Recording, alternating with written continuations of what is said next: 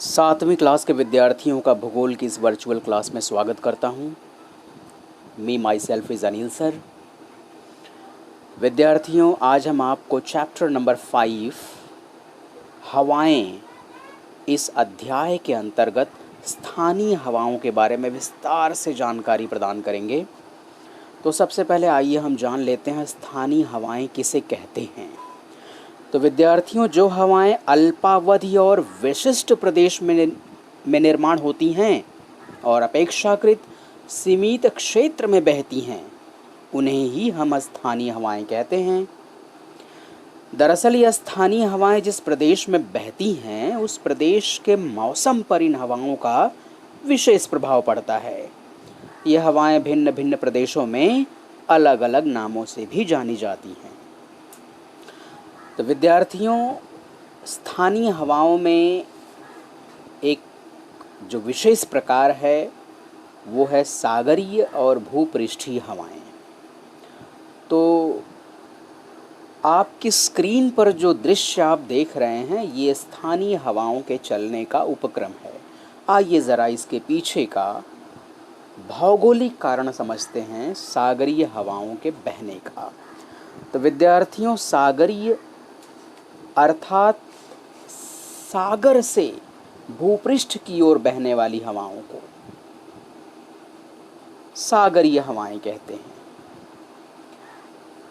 तो इसकी कहानी क्या है, देखिए। सागरीय हवाएं अर्थात सागर की ओर से भूपृष्ठ की ओर, सागर से भूपृष्ठ की ओर बहने वाली शीतल हवाओं को ही हम सागरीय हवाएं कहते हैं। इसके पीछे का भौगोलिक कारण क्या है, ज़रा ये हम समझते हैं। दरअसल आपको ये जानकारी पहले से ही है कि वायुदाब में अंतर के पीछे का सबसे प्रमुख कारण है तापमान। तो जैसा कि आपको पता है कि भूपृष्ठ का निर्माण, इस पृथ्वी को आप दो भागों में विभक्त कर सकते हैं। एक है लैंड मास और एक है वाटर मास, यानी कि एक है भूपृष्ठ और दूसरा है जलीय भाग। तो आपको ये पता होगा कि भूपृष्ठ का निर्माण दरअसल अधिक घनत्व वाले पदार्थों से हुआ है। दरअसल चट्टान, मिट्टी वगैरह भूपृष्ठ पर पाए जाते हैं। तो भूपृष्ठ का निर्माण अधिक घनत्व वाले पदार्थों से हुआ है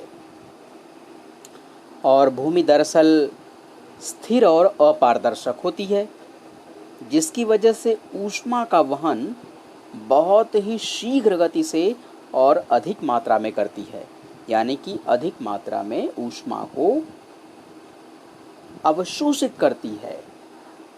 इस वजह से ज़मीन यानी भूमि बहुत शीघ्र ही गर्म होकर के आग उगलने लगती है। इसके विपरीत अगर हम जलीय यानी कि सागर के जल का भूमि से तुलना करें, तो पानी का घनत्व दरअसल कम होता है। दरअसल पानी अस्थिर है, एक जगह पर रुकता नहीं है, हमेशा प्रवाहमान होता है और इसके अलावा पारदर्शी भी होता है और इसकी वजह से यह जल्दी गर्म नहीं होता। इस वजह से भूमि और सागरीय क्षेत्र के वायुदाब में अंतर होता है। तो आप यहाँ देख सकते हैं प्रस्तुत चित्र में, ये बीच है और ये समुद्री क्षेत्र है और ये सूर्य की स्थिति है।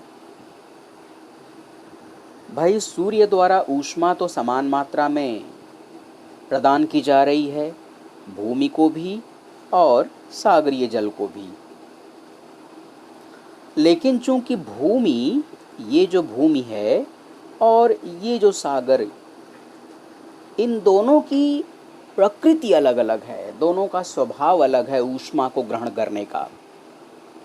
दरअसल जो भूमि होती है, अभी अभी मैंने आपको बताया कि भूमि अधिक घनत्व वाले पदार्थों से मिलकर बनी होती है, ठोस पदार्थों से मिलकर बनी होती है, जबकि सागरीय जल जो है कि तरल पदार्थों से मिलकर बनता है।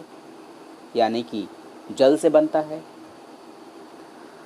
तो दरअसल भूमि जो होती है ठोस घनत्व यानी कि अधिक घनत्व वाले पदार्थों से मिलकर बनी होने की वजह से स्थिर और अपारदर्शक होती है, जिसकी वजह से ये ऊष्मा का शीघ्र और अधिक मात्रा में वहन करती है और बहुत जल्दी गर्म हो जाती है। यहाँ पर जो है भूमि जल्दी ही गर्म हो जाती है। इसके विपरीत भूमि की तुलना में जो जल होता है वो सतत प्रवाहमान होता है, अस्थिर होता है और सबसे बड़ी बात ये पारदर्शी होता है, जिसकी वजह से ये विलंब से ऊष्मा का वहन करता है। जितनी देर में ज़मीन गर्म हो जाती है उतनी देर में ये अभी ठंडा ही रहता है।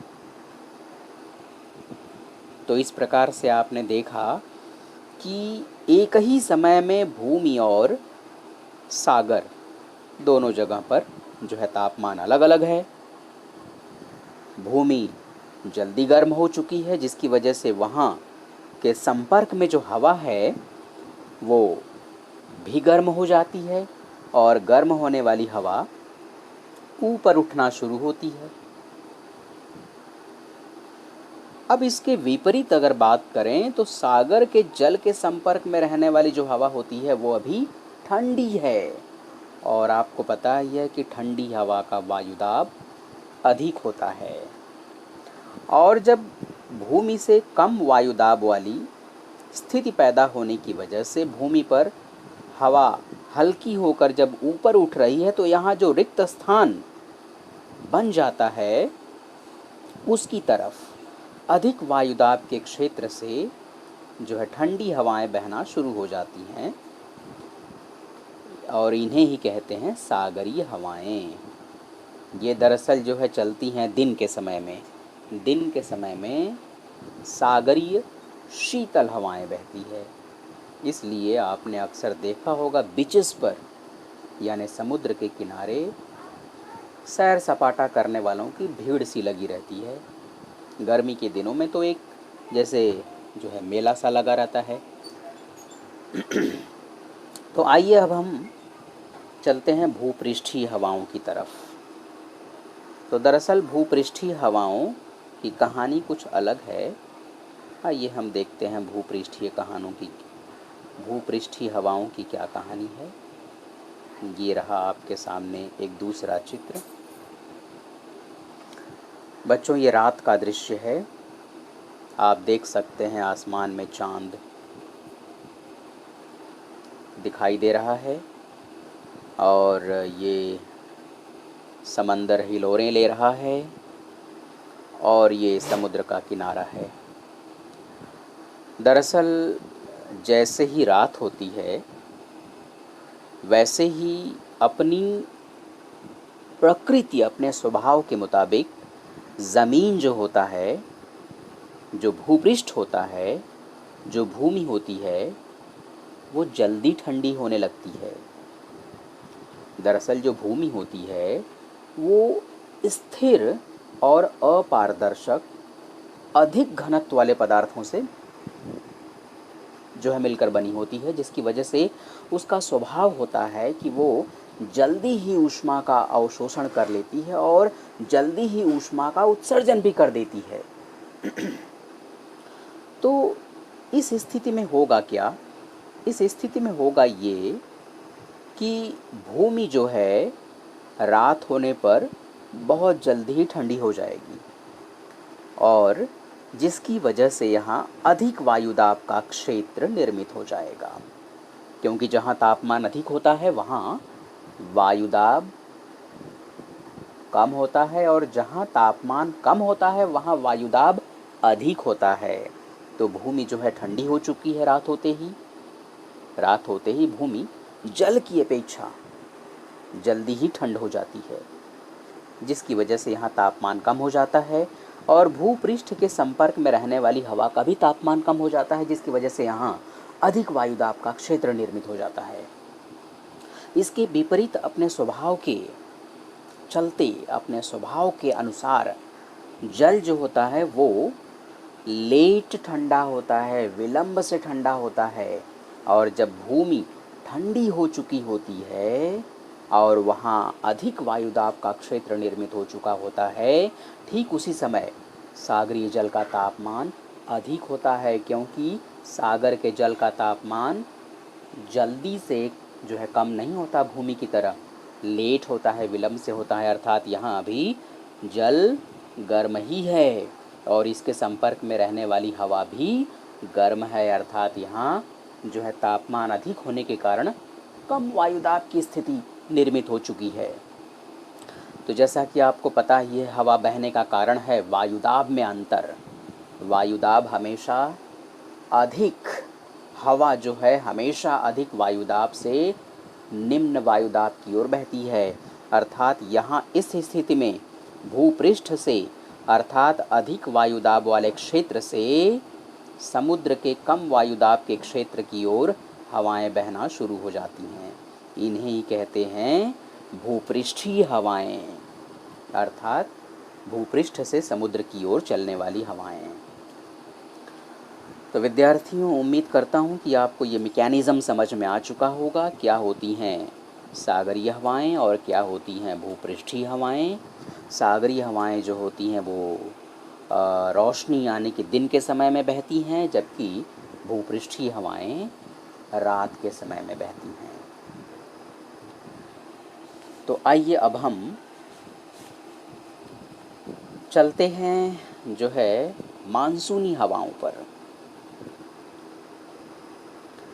दरअसल मानसूनी हवाएं भी एक प्रकार के स्थानीय हवाएं ही हैं। ये रहा आपके स्क्रीन पर मानसूनी हवाओं का मैकेनिज़्म।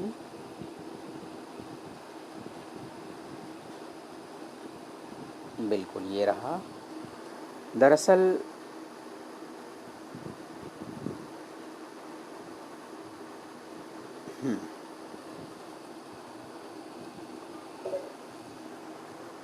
तो ठीक है, अब हम आपको समझाने जा रहे हैं मानसूनी हवाओं का मैकेनिज़्म, यानी कि मानसूनी हवाएं क्यों बहती हैं और उनका प्रभाव क्या होता है।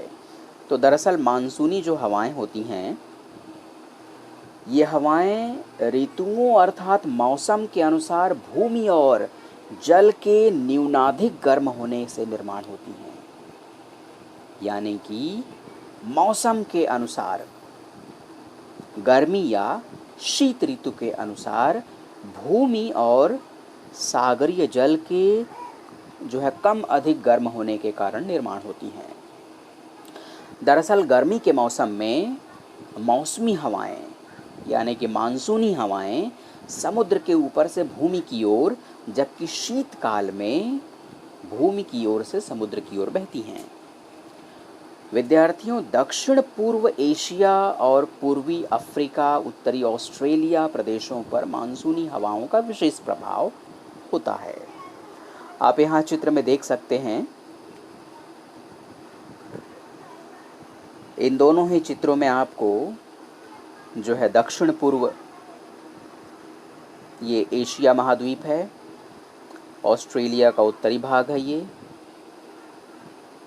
यहाँ पर आपको जो है मानसूनी हवाएं बहती हुई दिखाई दे रही हैं। दरअसल गर्मी के मौसम में, जब भारतीय प्रायद्वीप में गर्मी का मौसम होता है, तो गर्मी के मौसम में तापमान अधिक होता है, जिसकी वजह से भारतीय जो महाद्वीप है, उपमहाद्वीप जो है भारतीय, वहाँ पर कम वायुदाब का क्षेत्र निर्मित हो जाता है। और इसके विपरीत दक्षिणी गोलार्ध में जो है कि अधिक वायुदाब, वहाँ तापमान जो है कम होता है, जिसकी वजह से वहाँ अधिक वायुदाब का क्षेत्र निर्मित हो चुका होता है। इस स्थिति में गर्मी के मौसम में अर्थात जून, जुलाई, अगस्त, सितंबर के दौरान इन अधिक वायुदाब के क्षेत्रों से यानी कि दक्षिण पूर्व से हवाएं जो है बहना शुरू हो जाती हैं। इन्हें कहते हैं मानसूनी हवाएं। और जैसे ही ये हवाएं विषुवत वृत्त को क्रॉस करती हैं, यानी कि इसको पार करती हैं और अरब सागर में पहुंचती हैं, वैसे ही ये जो है कि भारत के पश्चिमी तट से टकरा जाती हैं और यही हवाएं भारत में मानसूनी वर्षा लाती हैं। इन हवाओं में दरअसल वाष्प की मात्रा बहुत होती है, जिसकी वजह से ये हवाएं वर्षा करती हैं भारत में, और ये समय होता है जून, जुलाई, अगस्त और सितंबर का।